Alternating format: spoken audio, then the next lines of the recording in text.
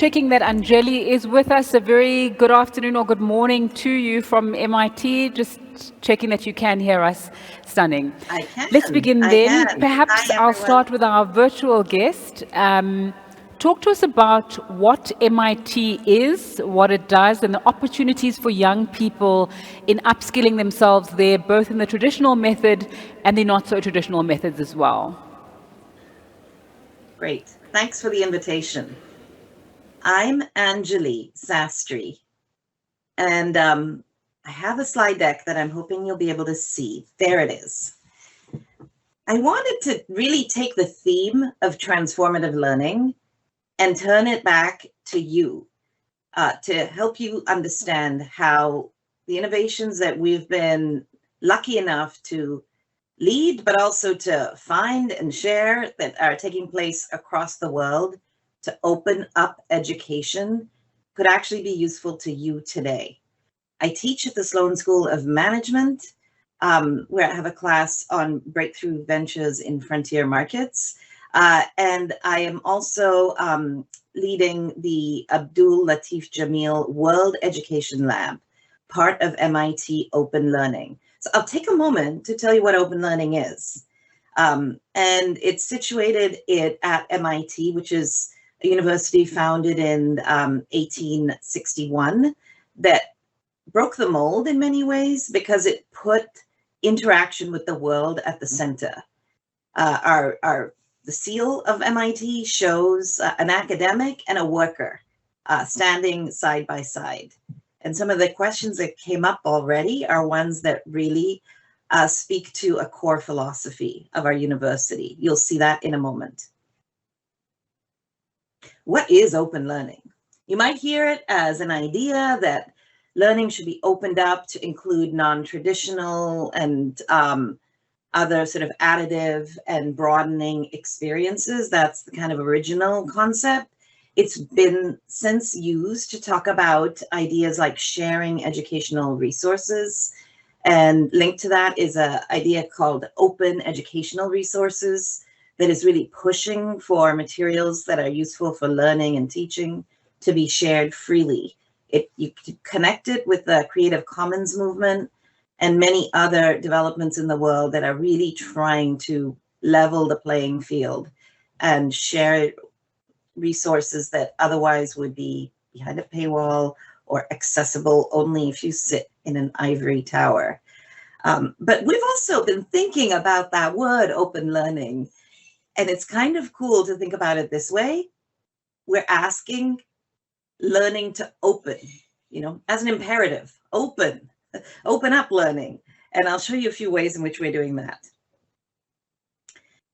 The group I work in advances these frontiers of educational innovation across 17, 18, 20 different efforts that bring digital learning, access to the underserved, new models for workforce learning, and more right to you. I just saw that's fine. Here's the website you could go to that would really help you learn more about open learning. So remember just the term open learning, and it's the starting point for many of the resources I'm about to share. Okay, why does it matter? One, we have cool stuff to share that I'm going to tell you about now. And then also, we're inviting collaborations with folks all over the world. Come work with us, come figure out what's happening, because we need to innovate in opening the doors of relevant, rigorous, ongoing, connected learning for everyone, everywhere, throughout their lives. That's the only way education is really going to deliver on its mission, the sort of quest to keep opening things up and to keep innovating. The way we've been doing this at MIT has many threads. One of them are online courses that you can take. And we have our online courses, you can do them for free. They're not, if you want to pay, I think it's a $49 fee. Most often you can get a formal certificate, but you still can get a grade and have gone through a whole course for $0. So go to MIT Open Learning or search for MITx, and you'll find a plethora of courses you can take today. you should know that when a course is called self-paced, it means you can do it. Usually there's a window, you start it, and they give you 6 months or 3 months or whatever to finish it, and you work through it on your own asynchronously. Others are scheduled, and you have to show up and participate in the moments that the class is running. I'm going to show you a few examples of some of these, very sensitive mouse here, some of these courses. So for instance, you want to learn Python, take this course. It's an introduction to computational thinking and data science. You want to look at user innovation, which is such a cool idea. Play with the course on that topic. You're interested in figuring out how to work your way into an entrepreneurial effort without having much money. Take a look at bootstrapping for entrepreneurs. There's so much more there. So just go play around, look at what you can find and give it a shot. In fact, I even have a course there. It has an interesting origin story I can tell you about later. Currently, it's being offered in archive version, but I also, if it's offered live, I can have easily up to 10,000 students at a time taking it. So those are courses where you're sort of working through the material and submitting assignments. We've also gone a really different direction. And in fact, OpenCourseWare predates the arrival of MOOCs. OpenCourseWare has been around for decades. And OpenCourseWare is a cool idea. We just put every single course at MIT online. So it's not that you can take it, but it's that every piece of material for that course is there. We originally thought faculty, instructors, teachers would be the ones downloading and using it. But guess what? We found people who direct themselves, so-called self-learners, coming in and teaching themselves. And there are amazing stories about people all over the world who have used OCW to really change their lives. I'm not kidding. And there's cool classes here. This is today's homepage. And look, there's a class about the cosmic origins of chemicals. There's a class about global Africa's creative culture. There's a class about algorithms. Believe it or not, there's something on flying. You can learn about that online. So go to OCW. It is astounding what you'll find. And you can teach yourself. So here's an example from the computer science and programming course. Oh, my slide deck is gone. Thank you. Onyi, perhaps I can ask you to tell us what Naspers Labs does, what you're looking for, and the kind of opportunities that there are for young people who are in this room and joining us online there. As Onyi, working in partnership with Naspers Labs, we look at in-demand skills. We look for where are the jobs in South Africa. And we know recently that there are 66,000 jobs that are currently in the ICT digital skills arena in the country. We also know that we have plus or minus 28,000 jobs being outsourced outside of the country by corporates in South Africa. And so what we are doing in partnership with Naspers Labs is to ensure that we identify the top in-demand skills in South Africa. If you look at the top in-demand skills from desktop technicians, data analysts, developers, UXI and UI designers, then we train young people in relation to those in-demand jobs. And we link them to those jobs to gain work experience, and post the work experience environment, we create permanent employment. And so our focus as Naspers Labs is to say, where are the jobs in the country in the ICT space? How do we ensure that we link and connect young people into those jobs?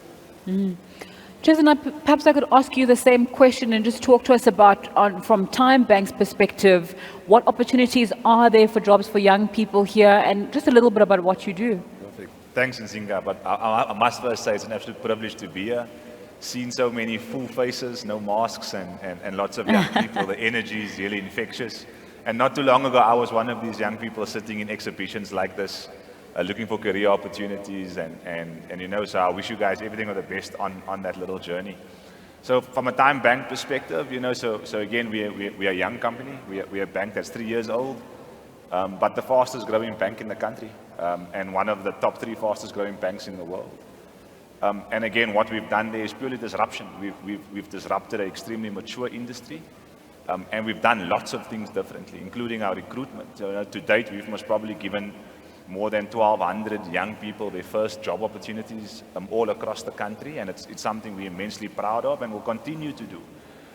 We also I think in the same manner like Naspers Labs are doing things very innovatively. So it's not always about, I suppose, technical qualification, but it's more about individuals' desire to want to do things differently, individuals' desire to want to do things that impact or create change in the country.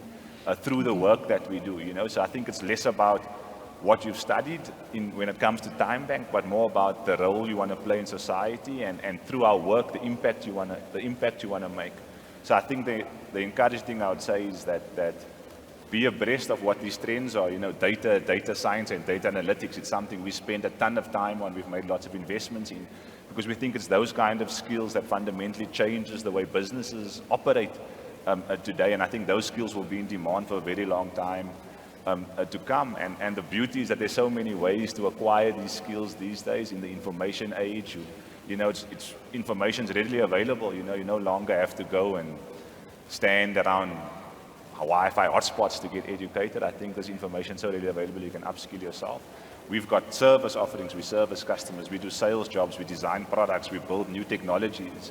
And what we've always committed to as a bank and as an organization in South Africa is to stay ahead of this innovation curve.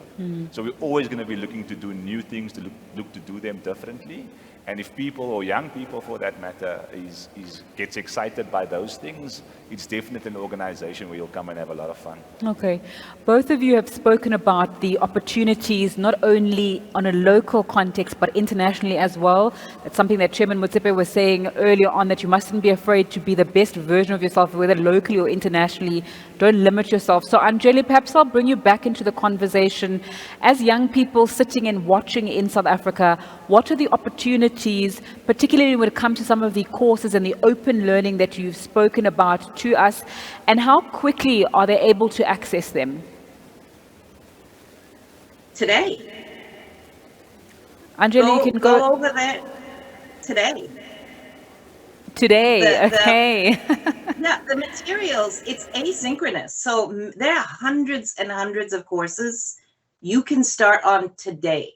Some of these, if there's the OCW resources I showed you, that's just go at your own pace, work through it in any way you want, use it to discover what you're passionate about, and follow up. There's links there. There's open textbooks that are free. There's examples. I was going to show you some of the work I've done in South Africa, where I've worked probably on 18 or 19 different on-the-ground projects with my students. Some of these are documented right there in OCW. So you can go and learn about ideas, methods, tools, try them out, follow the next steps from the resources, and then start building a portfolio.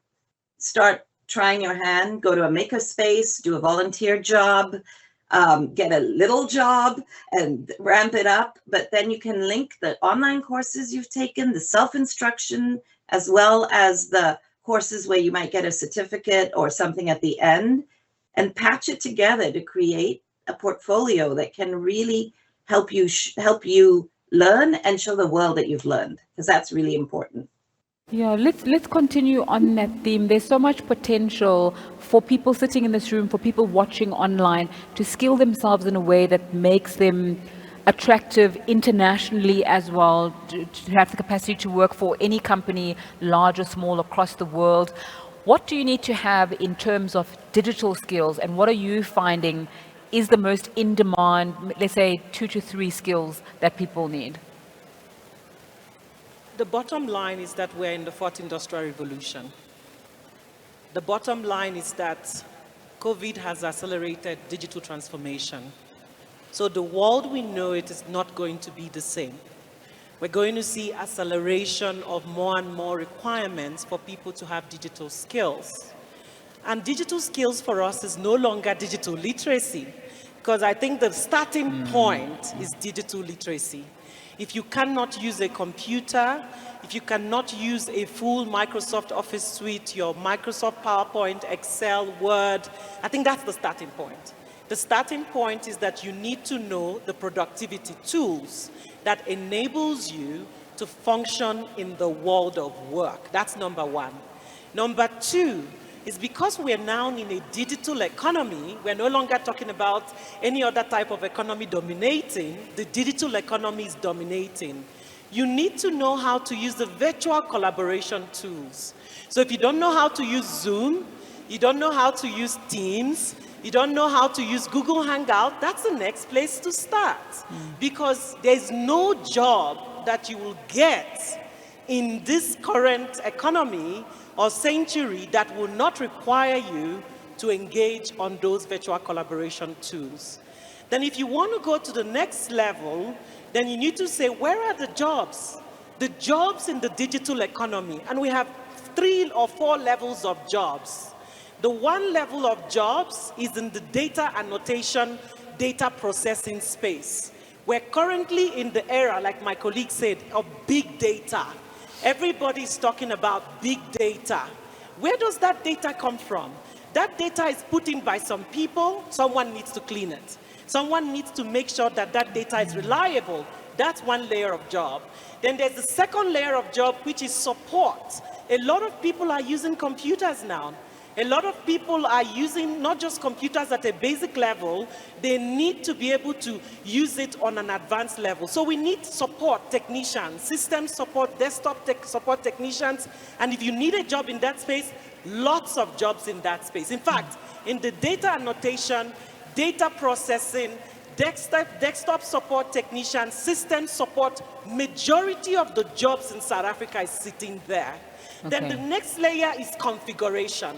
In the configuration space is now you're beginning to code, you're beginning to do next level, next layer sort of jobs.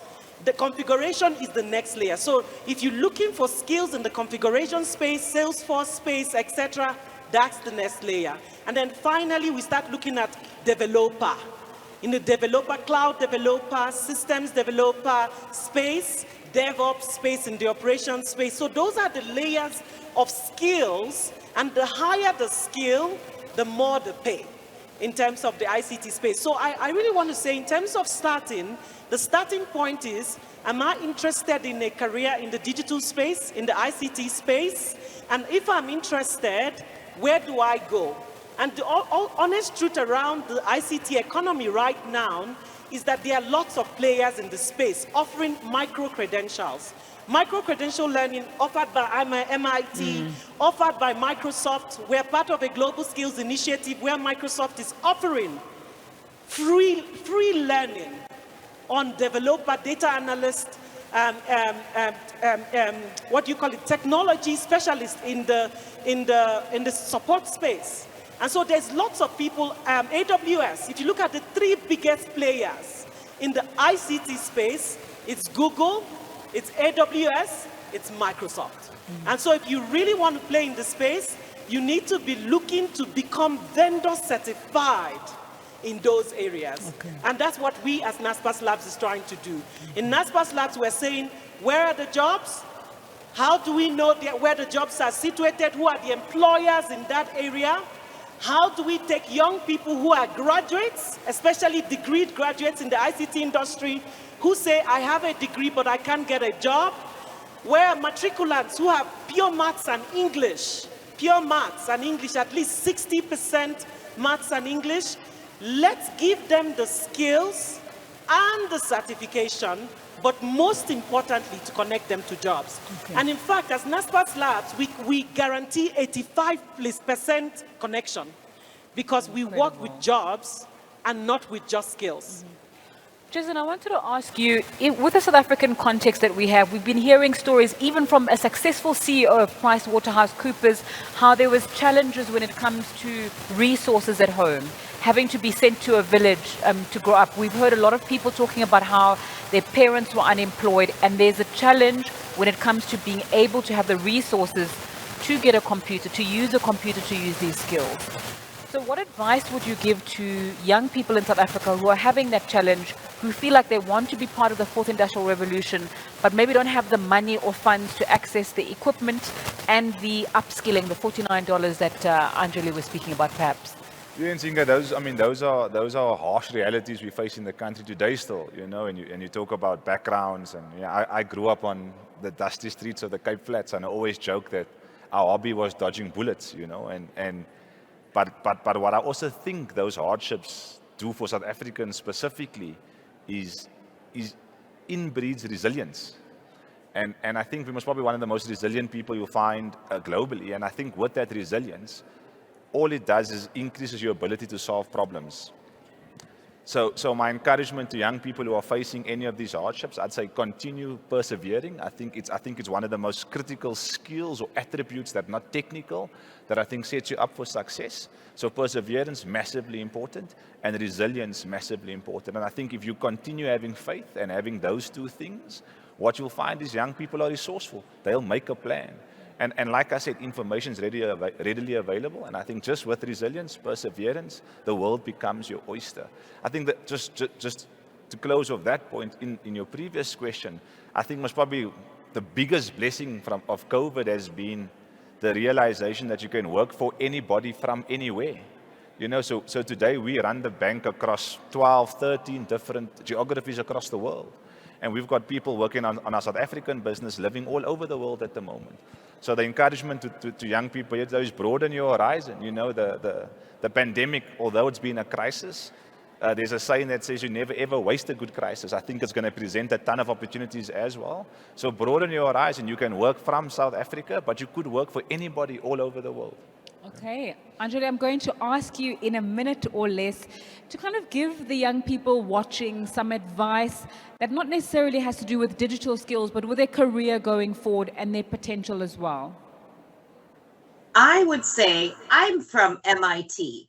Nerd out. Find the thing that really gets you going and dig into it. Maybe you like anime. There's stuff to learn about computer-generated images. Maybe you want to do community work.